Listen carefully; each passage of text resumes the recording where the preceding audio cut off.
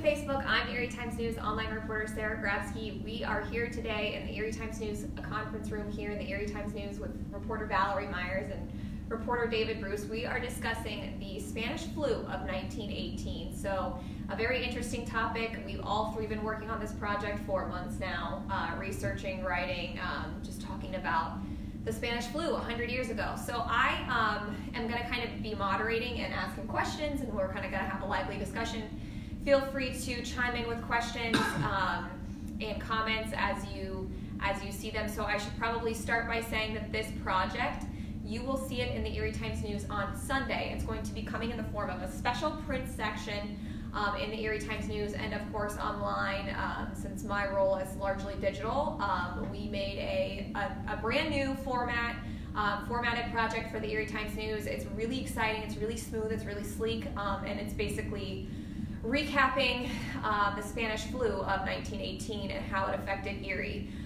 So this is a part of a new occasional series called Erie 100 that the Erie Times-News will be rolling out over the next year, which basically takes a look back at Erie history 100 years ago in time. So of course right now we're in 1918 because it's 2018. Next year, 2019, we'll be looking at some of the events and really what happened in Erie in 1919, excuse me.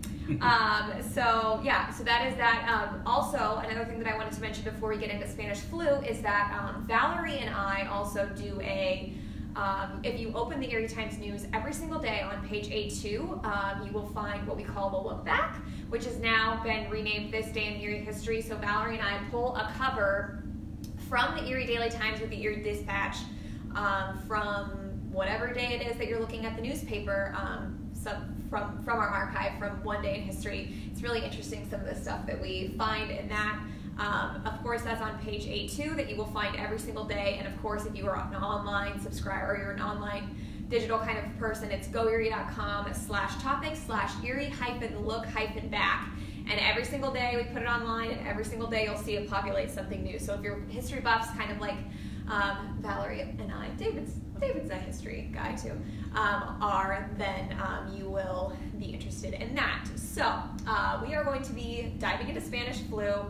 Of course, Valerie and I did a lot of the research, and David, he's our health reporter, so he can kind of supplement health-wise, we're going to bring you guys up to speed on what it looks like in 2018 and what was the Spanish flu.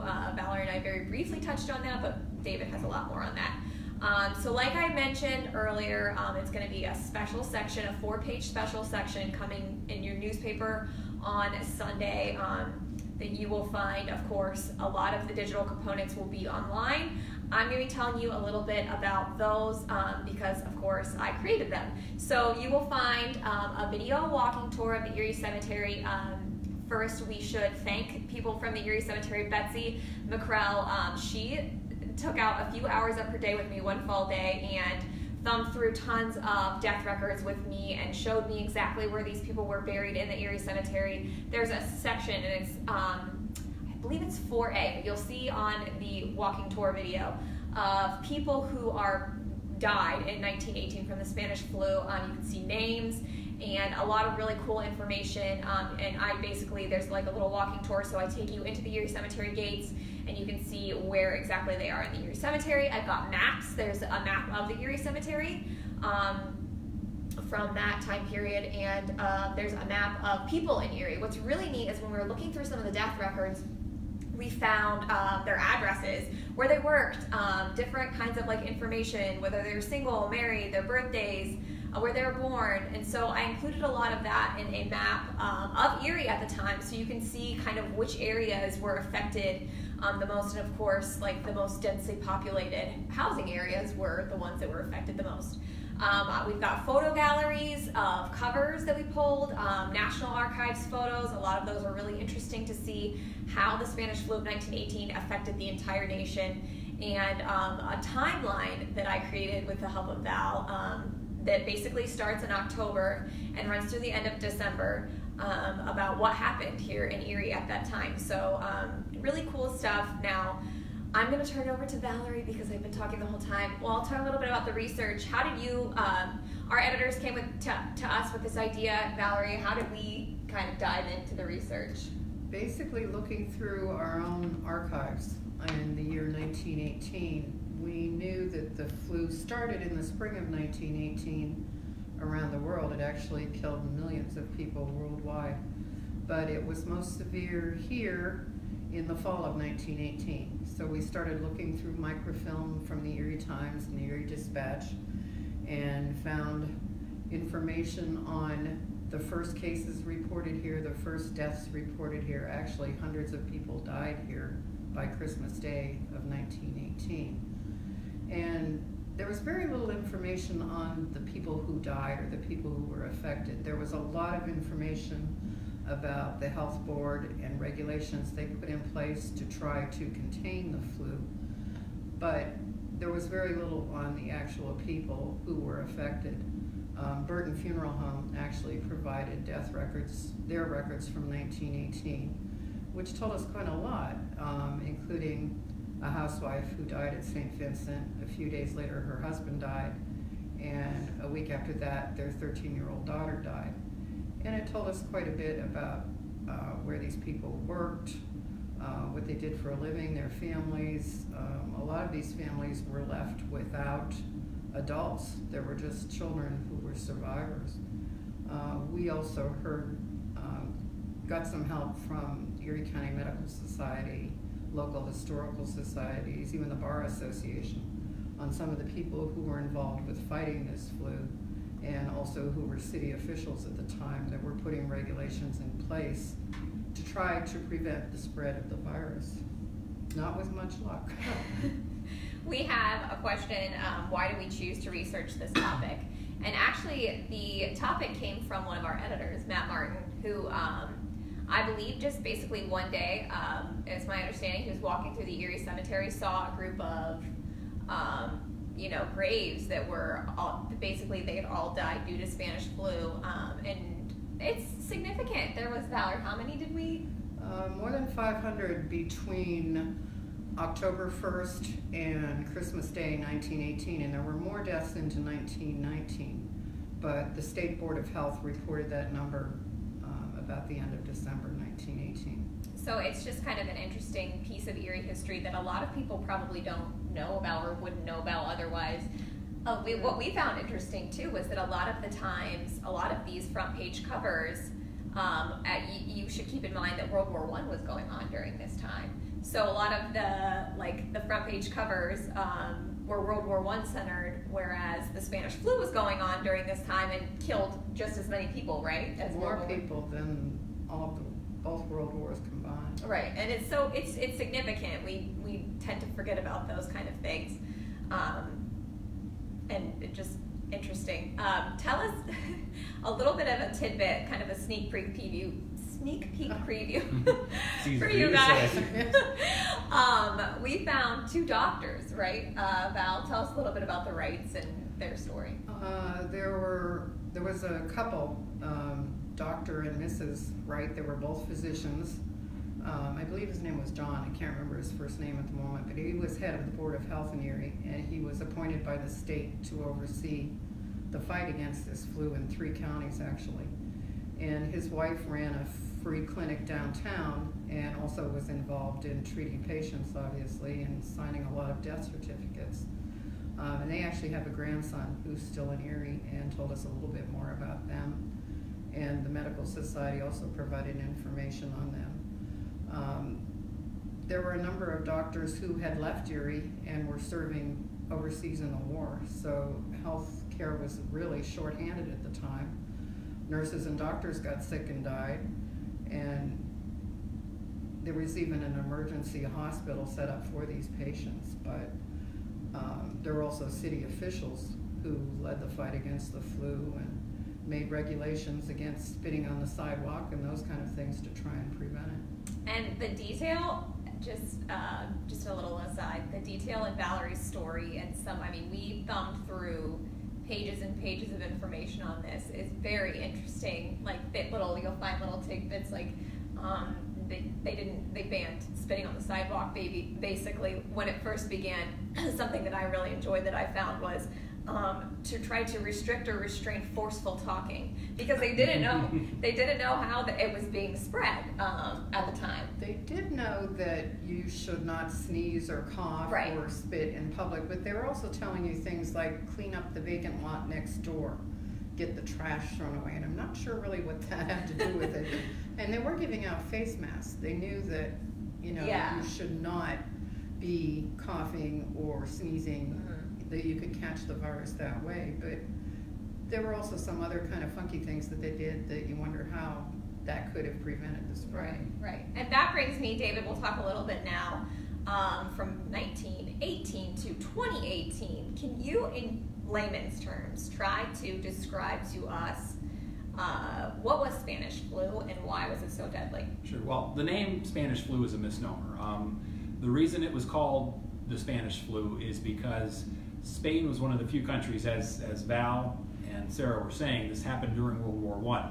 Spain was one of the few countries that was not participating in World War I, and their press was reporting the cases of flu freely, whereas a lot of other countries, the US, England, Germany, they were not. They were being censored, their news stories about the flu. So it seemed like a lot of the early cases of the flu stemmed from Spain, which all it was a lot of the first news reports of the flu were stemming from Spain. The thought is, and it's still not known exactly where the Spanish flu started. There are thoughts it started in East Asia, there's thoughts that it started in Europe, and there are reports they think it started at a military base in Kansas. Some early cases were found in a military base in Kansas.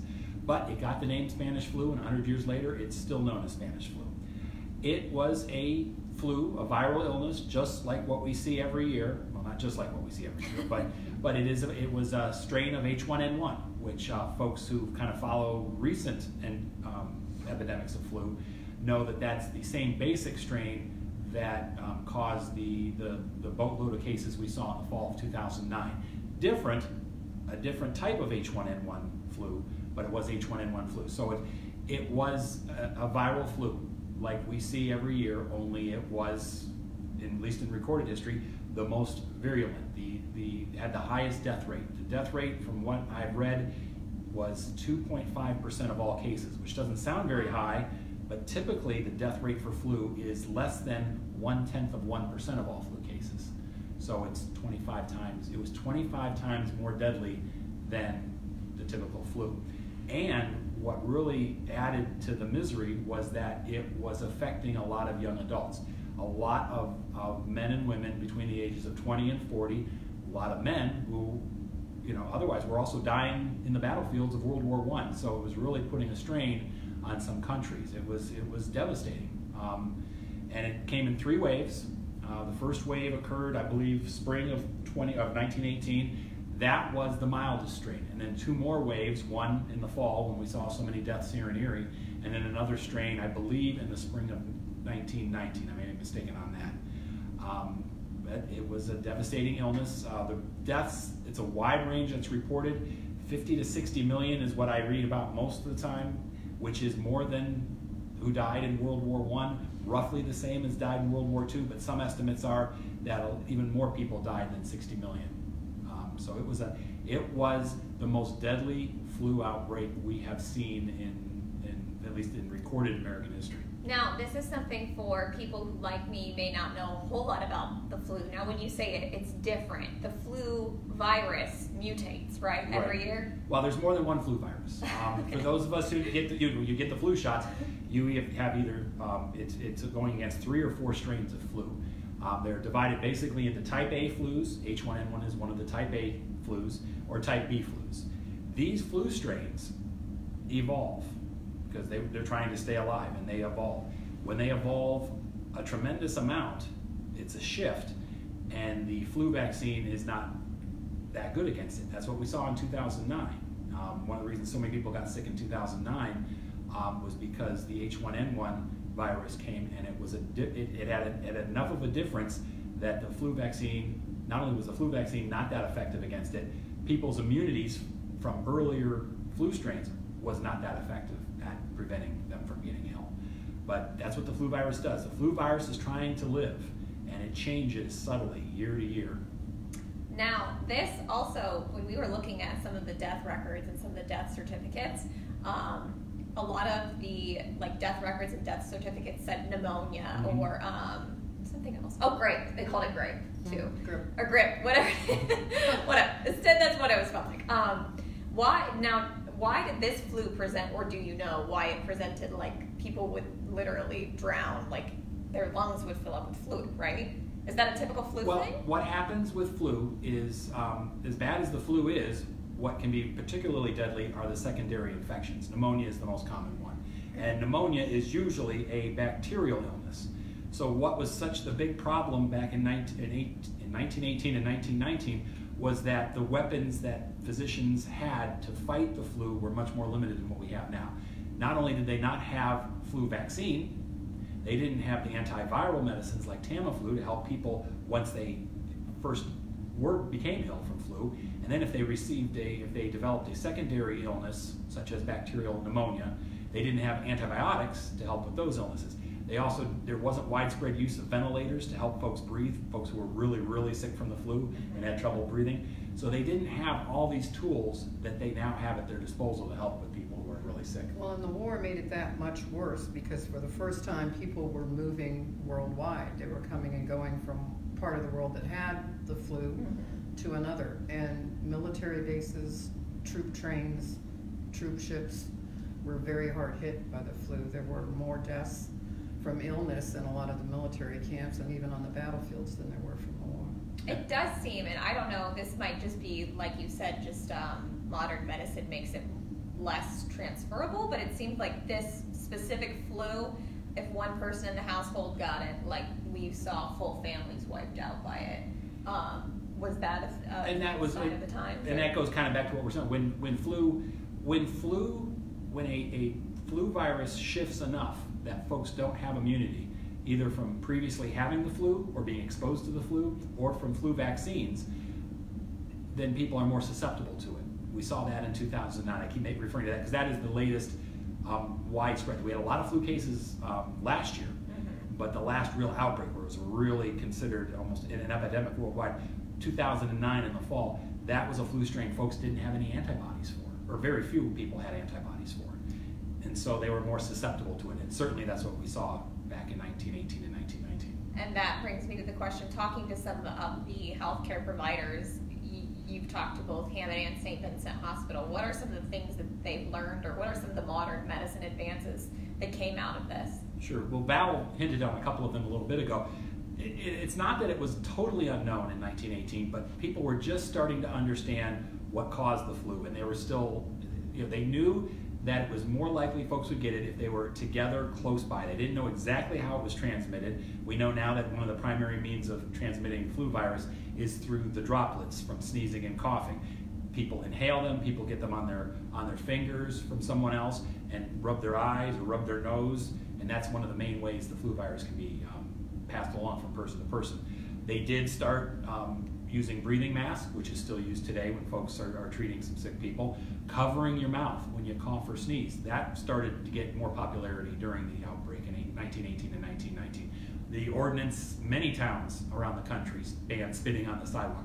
Don't know how much of a difference that made compared to covering your mouth when you sneeze and washing your hands. Even back then, that was just starting to get popular. Wash your hands before you eat. Wash your hands after you use the bathroom. Wash your hands before you prepare food. That was some of the things they were doing. That was some of the limited means at their disposal in terms of helping people reduce their risk of getting the flu. Well, go ahead, Maureen. And they knew that you shouldn't be in a large crowd. Yes. They tried to regulate work hours so that people weren't crowded into trolleys. But you had World War I going. People were crowded into camps and celebrations in some of the towns, brought people out. And it really made the virus that much worse. And you see, like, we saw some all funerals had to be, if you were declared dead from flu, had to be at home. They really didn't. I mean, I feel like some of the infected people, they tried to quarantine in their houses. We heard, I don't know if you ever validated this, that they would like leave the bodies out on the front porches or the sidewalks. Not here so much, but Okay. you did hear that Philadelphia was particularly hard hit, and so many people died they just couldn't keep up with burying them all, digging all the graves. and they would literally leave bodies outside for the city to collect, to bury. Which is insane. But again, more tidbits like that will be in the project. One of the questions that we have received, and I guess, just being a citizen of today's world, it's flu season right now. Will we ever see an epidemic like this again, David? Well, we're certainly going to see epidemics. I mean, as I've referred to a couple of times, what we saw in 2009 in the fall was an epidemic. Mm-hmm. We've seen epidemics, I think, in 1957, 1960, I can't remember the year, 68. We've seen epidemics before. None of them have had the death rate of the Spanish flu of 1918, 1919. But certainly, when the shift is enough on a flu virus that folks do not have much immunity to it, whether through just living life or through the flu vaccines, we will see an epidemic. The scientists, the medical scientists, and the physicians say it's a matter of when, not if. It's terrifying. Well, but on the other hand, yes. What we've seen is there's thought that the death rates will not be nearly as high because of the advances in medical treatment, because we know, because of the benefits of flu vaccines, even the ones you've received in previous years, and just better knowledge of how not to pass the disease. It will not likely be as deadly, but will we see flu epidemics? Yes. We have a question. This is something you could probably address, Val. What were sanitation facilities like in 1918? I don't believe there was a whole lot right. of public Rudimentary, if sanitation. anything. There was, the health director could order the city to do things, and one of the orders was to hose down or flush down State Street every day, because there were a lot of people downtown and they thought they could wash away some of the germs. There weren't really any efforts in place to collect garbage, to do anything like that. You didn't even see much emphasis on the washing your hands or telling people, that cleanliness was an important part of this. Right. So it basically came down to what the state health board and the local health board decided people should do to try to avoid this flu, and they had the power to put some of these directives in place, including hosing down State Street every day. Yeah, and another detail that you added that I liked in the story was they were making people wear masks on the trolleys or on the buses or whatever that was. The Red Cross was giving them out Yes. for free, and you would see people wearing them and others laughing at the people wearing them. And then ending up sick 2 days later. Yeah, I'm not sure how much good they did. Yeah, these people would probably take them off when they went home after the workday. Well, and one of the things is these rules were about staying out of crowds, and made sense. But what health officials have said to me over the years covering flu here in Erie County is, you sneeze. Let's say you have the flu, or you're carrying the virus. You're about to get sick. You sneeze. Those droplets hang in the air for up to 3 minutes, I think, in the air. Someone walks behind you. They could be 8-10 steps behind you on a street, or more likely indoors where there's no wind. They walk through that cloud of droplets. They can inhale one. That's enough to pass the virus. Or it lands on their fingers. They rub their eyes. They wipe their nose. It gains access. The flu virus gains access through the mucous membranes. Can be through the mouth, not as likely. It's more usually the eyes and the nose. Anything else we want to add? I mean, we don't want to give away too much for the project on Sunday, but there were a lot of local people involved in fighting this. I mean, besides the medical professionals and city council and those kind of things, there were pastors who in their pulpits were saying, we need to do more. I'm burying too many members of my congregation. And there were businessmen who fought against some of the regulations, saying we want to bring people out to our stores. It's Christmas season. Mm-hmm. Absolutely. Anything else from you, David? I know that if there's any public health officials watching, they'd want me to say, flu season has started. We've seen about 17, 18 cases so far. It's a slow start. Flu comes around every year. It's time to get, if you haven't gotten a flu shot yet, get your flu shot, and just beware that there are some flu cases already in Erie County. No signs yet if it's going to be a bad flu season or a mild one, but get your flu shot. All right, guys, thanks so much for joining us. Again, Sunday, that's when our special section will be in your Erie Times-News.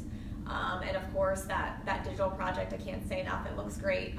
And will be up on goerie.com on Sunday with tons of digital products and enhancements for you guys to view as well. So thanks so much for joining us. We'll see you guys next time.